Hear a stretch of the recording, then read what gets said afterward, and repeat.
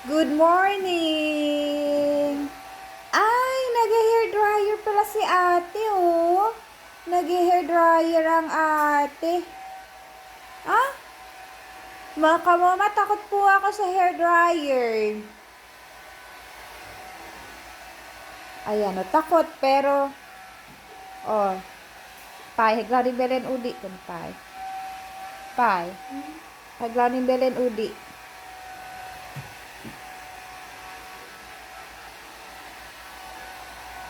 Yan, nag-hair dryer ang ate, tapos may batang po siya. Di mo maintindihan. Ayun na naman, sinisilip na naman niya ang hair dryer. Bakit kaya? Oh. Ang naong, oh.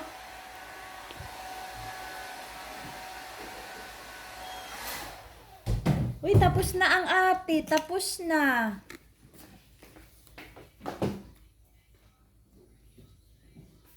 Lagay natin dito ang hair dryer.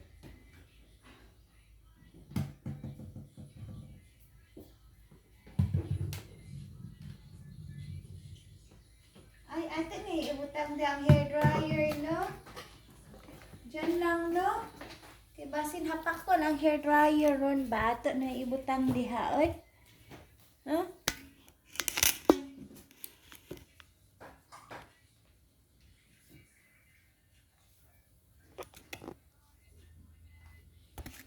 Kaluoy gud sa hair dryer. Go.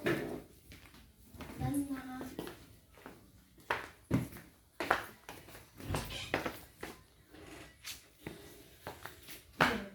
Kuratan.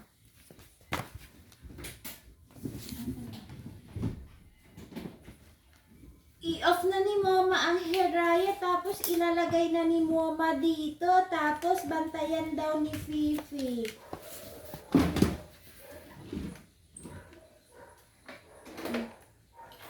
Ayun na, bantayan yung hair dryer natin.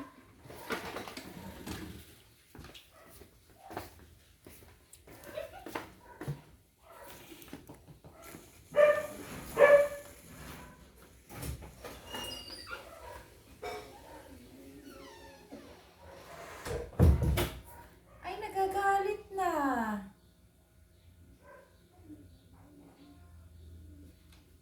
Ayan mo na, pwede yung kankana.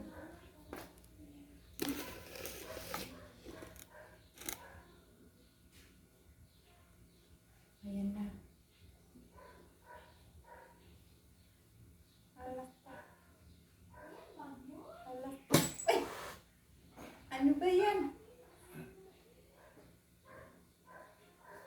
Hindi ka naman inaaway niyan. Ay!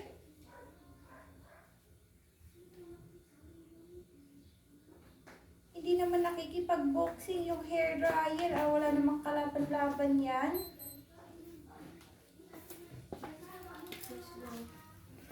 Atid muna natin sila ate. Ay, itatago na ni Mama, ha? Huwag nang hanapin. Oh, wala na. Bye. Bye.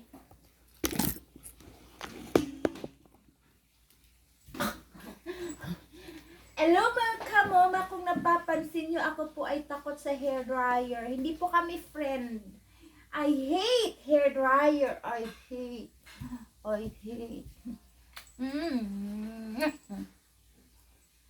Okay, hatid mo na si Mama kina ate. Bye. Bye.